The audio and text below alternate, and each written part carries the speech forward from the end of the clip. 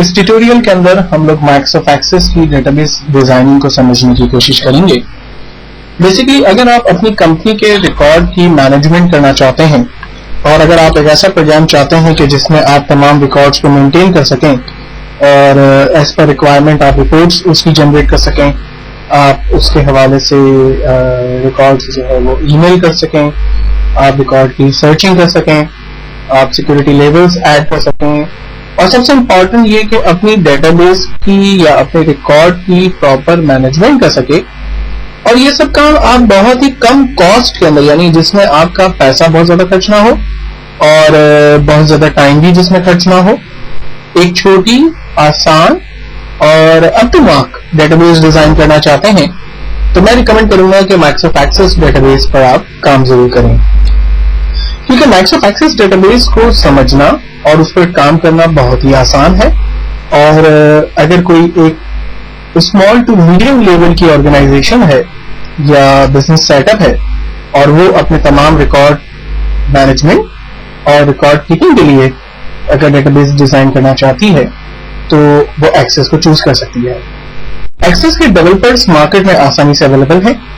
Access के programmer, access के operator, उसकी मैनेजमेंट करने वाले लोग, उसको यूज करने वाले लोग मार्केट में आसानी से अवेलेबल है। तो अगर कोई कंपनी निहायत ही कम कीमत पर और बहुत ही जल्दी इफेक्टिव डेटाबेस डिजाइन करना चाहती है तो वो माइक्रोसॉफ्ट एक्सेस को चूज कर सकती है। हम स्टार्ट करेंगे माइक्रोसॉफ्ट एक्सेस 2007। माइक्रोसॉफ्ट एक्सेस 2007 को ओपन करने के दो तरीके हम देखते हैं। पहला स्टार्ट ऑल प्रोग्राम और यहां से माइक्रोसॉफ्ट ऑफिस के फोल्डर में जाकर माइक्रोसॉफ्ट ऑफिस एक्सेस 2007 को हम चूज करेंगे। हमारा एक्सेस प्रोग्राम लोड होगा।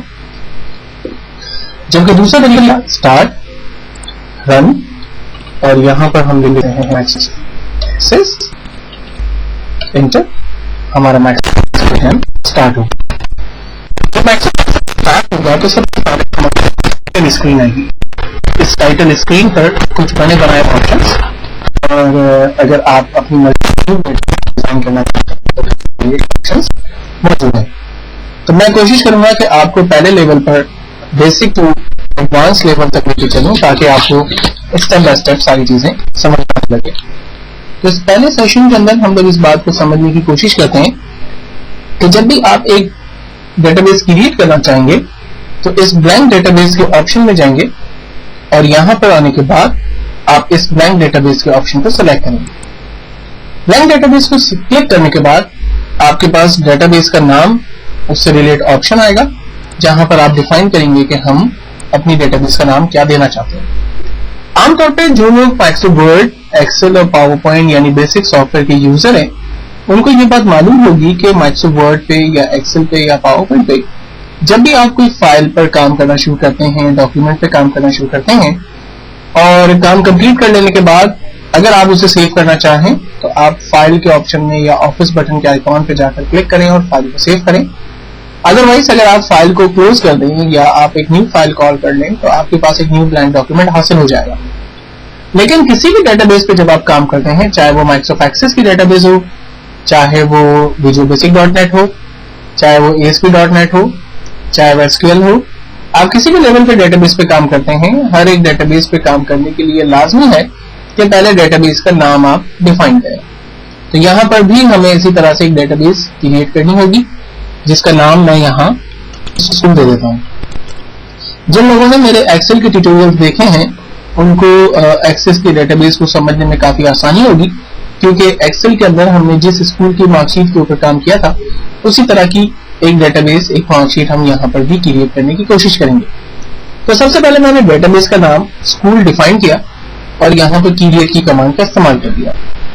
देन उसके बाद हमारे पास एक स्क्रीन आई जिस पर हमें फील्ड के नाम देने की बात करता है। तो इस वक्त हम इस विंडो को क्लोज करेंगे क्योंकि अभी हमें इस कमांड की नीड नहीं है और हम अपनी मर्जी के टेबल्स क्रिएट करने का तरीका सीखेंगे। टेबल्स को क्रिएट करने का मतलब क्या है और टेबल्स बेसिकली हमारी क्या मदद करती हैं। टेबल्स बेसिकली एक ऐसा प्लेटफॉर्म कि जिसके अंदर हम पर्टिकुलर टारगेटेड फील्ड्स ऐड करेंगे।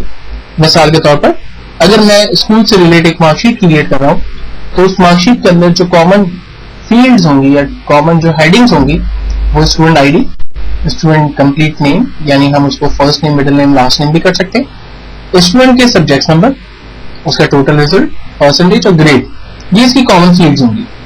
इन तमाम कॉमन फील्ड्स को बेसिकली क्रिएट किया जाता है टेबल के अंदर।